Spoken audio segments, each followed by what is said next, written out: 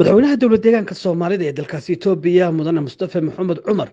ayaa digniino ka soo saaray isla markaana sheegay in aan loo dul qaadan karin isla markaana aan la arki karin dadka maalmihii u dambeeyay magaalada Jigjiga ka wada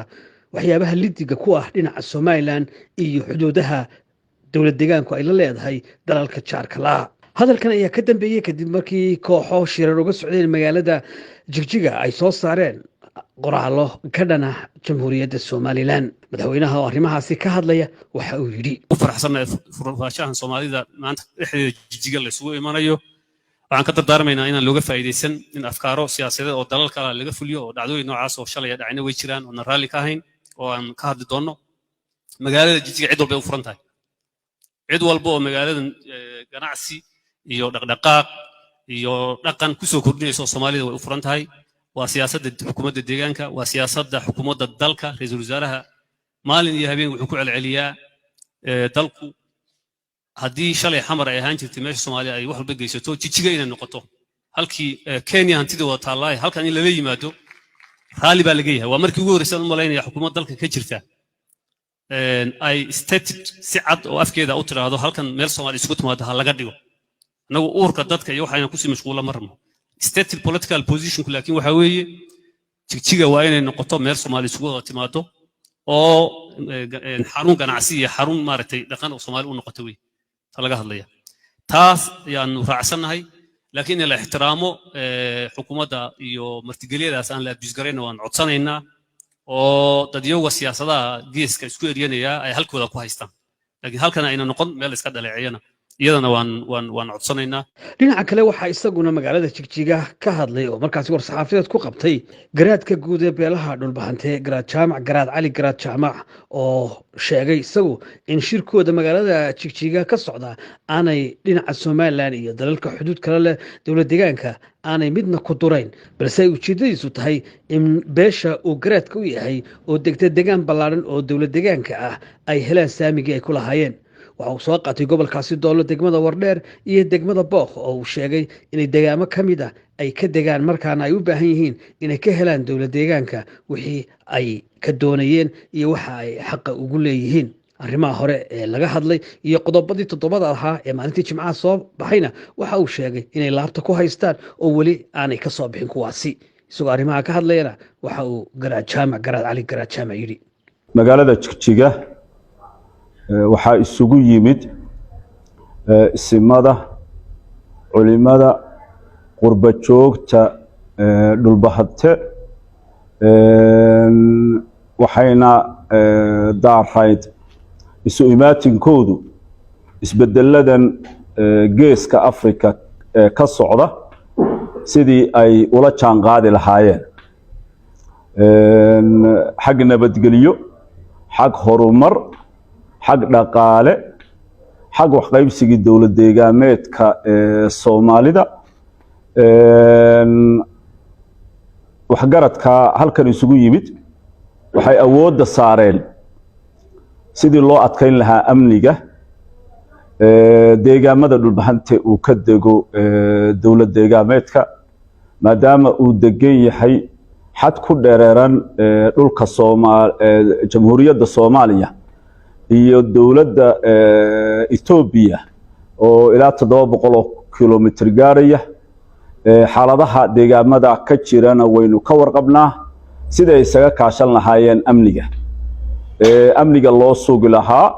dhinacan Itoobiya iyo dhinaca kaleba waxa laga wada hadlayay amni ma jiri karo haddii aan bulshadu ayan haysan horumar iyo koboc dhaqaale iyo ilaahay hadduu ku roon yahay kaabayaasha nolosha sidii taa iyana loo xoojin lahaa tolweynaha dhulbahante wuxuu dhul ballaaran ka degaa gobolka Doolo wuxuuna tirsanayaa xaquuqo badan inay dowlad deegaameedka kaga maqan yihiin arrintaas sidii dowladda Soomaalida loogala hadli lahaa sidii maanta magaalada Jigjiga ee xarunta dowladda Soomaalida waxa ka socda horumar ballaaran waana magaalo dadka u dhexa sidii aan ugu yeedhi lahayn qurba joogta dhulbahante in ay u maalgashtaan gobolka ay degan yihiin doollo iyo caasimadda jigjigaba waxaanu hambalyeynaynaa oo ilaahay hadduu kuu roon yahay eebba ka sokow aanu horumarkan ka socda dowladda celinaynaa xukuumadda mustafa maxamed cumar oo soo dhoweysay dadku waxay u baahan yihiin amni iyo ilaahay hadduu kuu roon yahay cadaalad labadaa hadday helaan horumarku bulshadu ka yimaadaa sugidda ay labadaa sugeen sahashay in dadku ay horumaraan oo maanta jigjiga ay sidan xawliga ah horumarkeeda iyo kobaceeda iyo kororkeedu ku socdo waa soo dhaweynaynaa waana ku mahadinaynaa ilaahayna ha ku sii dhowraanu leenahay arrimahaasuu daaraa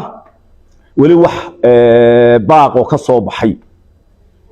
shirkan ma uu jiro maadaama ciddii aanu kala hadli lahayn aanaan weli is arag xisbigu uu ku maqnaa shir haddeer uun xukuumaddu ay ku soo noqotay jigjiga ilaahay hadduu kuu roon yahay kulanna waanu ka filaynaa madaxweynaha kulankaas madaxweynaha iyo xukuumaddiisa yaanu ugu gudbin doonaa go'aamadii ka soo baxay shirkan yaanu ugu gudbin doonaa haddii eebba idmo waxaa jira bini aadamku cid walbaaba cid ay ama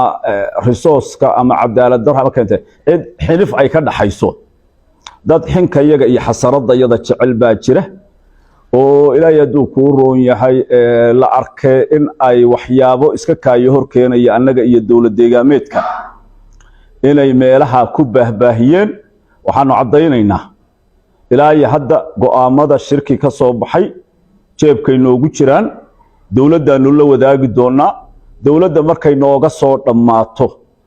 yaanu shacabka iyaga maxaa ka qabsoomay maxaan ka qabsoomin wixii ay noo dhiibteen iyo waxay ka filayeen hadday tahay amni hadday tahay cadaaladda ay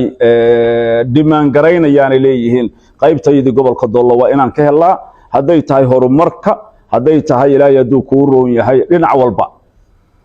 qaybtii dowladda looga fadhiyey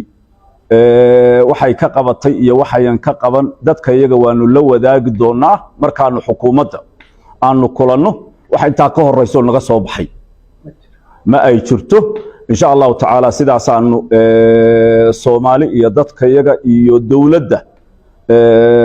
dowladda soomaalida iyo dowladda federaalka etoobiyaba aanu ku wargelinaynaa wabilaahi towfiiq digniinta madaxweynaha dowlad deegaanka iyo hadal ka soo yeedhay garaadka guud ee beelaha dhulbahante garaad jaamac garaad cali garaad jaamac ayaa daba socda kadib markii jimcihii la baahiyey qoraal dheer oo xambaarsanaa 7 qodob oo ka soo baxay shir beelahaasi uga socday magaalada jigjiga iyada oo qoraaladaasi ay dad badan oo reer Soomaaliland ay aad uga cadhoodeen islamarkaana ay u arkeen in maamulka jigjiga uu wado waxyaabaha gardaamo u ah Soomaaliland islamarkaana halka laga soo abaabulayo dagaalo iyo dhibaatooyin iyo shiddo loo geysto Soomaaliland nabadda jimcihii ayay ahayd markii uu soo baxay qoraalkaasi oo ka koobnaa 7 qodob oo ay soo saareen odayaashii shirkaasi soo qaban qaabiyey sawirka waxaa ku dhex jiray garaad jaamac garaad cali garaad jaamac oo isagu markaasi xagga dambe u taagan qolada akhriyaysa qoraalada balse hadalkiisan dambe waxa uu ku sheegay inaan qoraalkaasi ka soo bixin wararka ayaa sheegaya inuu garaadku hadlay kadib markii uu culays iyo cadaadis kaga yimi madaxweynaha dowlad deegaanka oo u sheegay in ay magaalada jigjiga tahay magaalo Soomaaliyeed oo dadka Soomaalidu isugu yimaadeen isla markaana aan loo baahnayn in cid cadaawad la gashado ama halkan cid laga cadaawadeeyo ama laga duulo wararka hoose Sahan TV helay ayaa sheegay in labada madaxweyne ee Soomaaliland madaxweynaha Jamhuuriyadda Soomaaliland Muuse Biixi Cabdi iyo madaxweynaha dowlad deegaanka Mustafa Maxamed Cumar ay khadka telefoonka wada hadleen isla markaana Mustafa Maxamed Cumar oo madaxweynaha Soomaaliland ka raali geliyay qodobada shirkaasi ka soo baxay sheegayna in wax ay ka ogtahay aanu jirin dowlad deegaanku wararka ka soo baxaya jigjiga ayaa sheegaya in kooxo iyagu ay jiraan xukuumadda markaasi dowlad deegaan ka tirsan oo qasriga looga arrimiyo dowlad deegaanka ee garab case ay iyagu dibadda ka riixayeen bashirkan waxaa carabka lagu dhufanayaa Dr. Xuseen Qaasim oo kamid ah ragga gacanyara oo ah madaxweynaha dowlad deegaanku inuu ka dambeeyay in qodobadan la soo saaro shirkana uu gogoshiisa isagu lahaaba waxaa kaloo la sheegayaa in isna gacanyaro u ah madaxweynaha oo ay madaxweynaha dowlad deegaanka walaala yihiin inuu isaguna dhinaca kale ka riixayay oo ay ku faraxsan yihiin sidan wax u socdaan raggan ayaa xiriir dowlo leh mas-uuliyiin iyo ganacsato reer somalilan oo inta badan hargeysa ku soo dhoweeya iyaga oo ilaa magaalada berbere iyo hargeysa ganacsi isku xidhan ilaa iyo deegaamada soomaalida etoobiya uu ka dhexeeyo raggaasi qasriga garab case si kastay tahayba magaalada jigjiga xiliyadan dambe waxaa ku soo qulqulaya dad badan oo ka tirsanaa rajiimkii dowladdii maxamed siyaad barre iyo qaar kale oo iyaguna dana siyaasadeed halkaasi u jooga waxaa isha lagu hayaa shirkan iyo wixii kale ee uu xambaarsan yahay ee ka soo baxa iyadoo shirar hore oo somalilan nabadgelyadeeda iyo xasiloonida lagu wiiqayana hore ay uga dhaceen deegaanka jigjiga madaxweynaha jamhuuriyadda somalilan ayaa marar badan waxa uu gacan weyn ka geystay nabadda iyo horumarka dowlad deegaanka iyo guud ahaanba dalka etoobiya oo beryihii u dambeeyey ay dagaalo sokeeye ka socdeen sida dagaalkii dhinaca waqooyiga ee tigraha iyo dowladda u dhexeeyey dhinaca dagaalka canfarta iyo soomaalida iyo dagaalka oromada iyo soomaalida waxaana madaxweyne muuse bixi cabdi mar walbaba ka go-an in uu deegaanka dowlad deegaanka soomaalida uu ahaado mid nabdoon oo somalilanna nabad ay ku wada noolaadaan wuxuu marar badan marti qaaday madaxweynaha dowlad deegaanka mustafa maxamed cumar iyo golihiisa wasiirada waxaana inta badan la arkaa mas-uuliyiin dowlad deegaanka ka socda oo iyaga oo raxan somalilan soo gaadha